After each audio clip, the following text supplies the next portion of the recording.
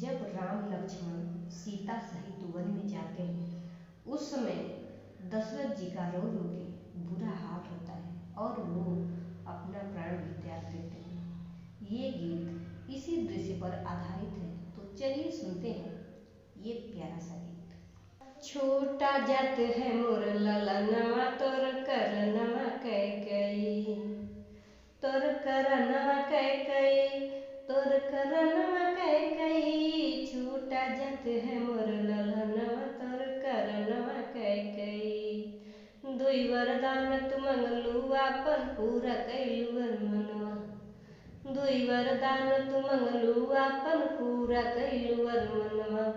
राजा दशरथ करत रुदनवा तोर करनवा कैकई, तोर करनवा कैकई, तोर करनवा कैकई। छोटा जात है मोर ललनवा तोर करनवा कैकई।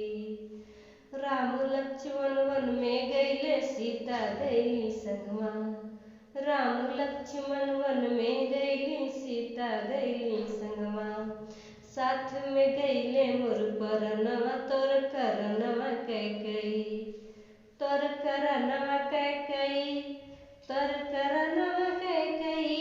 छूटा जात है मोर ललनवा तोर करनवा कैकई। कहाँ पर हुई है लाल हमारे म्यान बिना तलवरवा, कहाँ पे हुई है लाल हमारे म्यान बिना तलवरवा। उनका मिली है ना भोजनवा तोर करनवा कैकई, तोरे करनवा कैकई, तोरे करनवा कैकई। छूटा जात है मोर ललनवा तोर करनवा कैकई।